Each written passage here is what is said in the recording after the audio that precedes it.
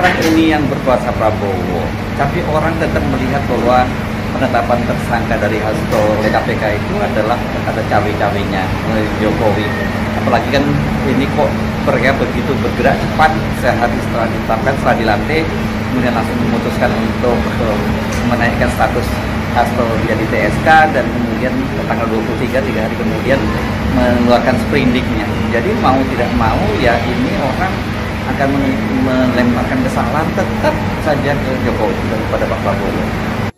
Ya tadi saya terangkan unsur-unsur tirani dari Joko Widodo yang dipetakan secara teoritis oleh Hasto dalam disertasinya dan diintip lalu diuraikan secara satiris oleh netizen. Jadi bertemulah antara studi fenomenologi kekuasaan melalui disertasi Hasto dan insting yang sangat dalam dari netizen yang menyebut bahwa Jokowi itu dalam bentuk penggambaran satire di mana-mana.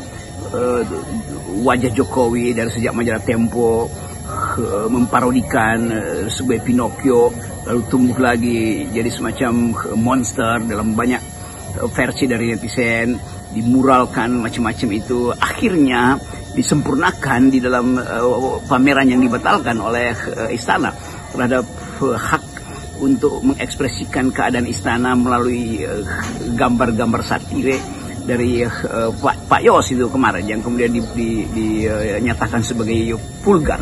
Jadi sebetulnya ini rentetan dari semacam biografi politik Jokowi yang dibaca secara akademis oleh Hasto, ditemukan secara sosio-psikologis oleh netizen dan digambarkan secara satiris di dalam karya seni. Jadi lengkap sebetulnya sensasi dari biografi Jokowi yang memang tadi saya sebutkan di dalamnya ada unsur-unsur tiranian, unsur-unsur despotisme itu, unsur-unsur kepongahan, unsur-unsur otoriter segala macam yang dalam bentuk sublim itu diselundupkan. Dan akhirnya kita menemukan fakta terakhir pada upaya untuk fight back itu, balas dendam itu, vendetta bahkan itu yang dilakukan oleh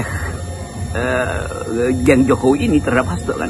Karena ini bukan geng Prabowo, nggak mungkin Prabowo di dalam keadaan hari ini mau ambil risiko dengan memperkarakan sesuatu yang sebetulnya udah kadaluarsa dan unsur-unsur yang ada di dalamnya sebagai unsur hukum itu yang harusnya dibuktikan sejak 5 tahun yang lalu itu baru sekarang dilakukan. Jadi tetap orang lihat bahwa di belakang Prabowo ada kekuatan Jokowi. Nah pertanyaannya kenapa Pak Prabowo terlalu permisif terhadap keinginan dari Pak Jokowi itu? Tentu ada hal lain, ada perjanjian mungkin, tacit agreement yang diam-diam. Oke, Pak Prabowo tahu bahwa ini berbahaya demi stabilitas politik, tapi sebagai seorang yang paham tentang taktik dan strategi, Pak Prabowo menyimpan semacam strategi dengan mendahulukan sensasi publik terhadap penangkapan Hasto dan berupaya membaca secara sosiologis keadaan masyarakat. Kalau Hasto betul-betul ditangkap dan Ibu Mega berjalan kaki menuju KPK, kan semua itu kan satu gerak intelijen atau kemampuan membaca keadaan oleh Presiden Prabowo.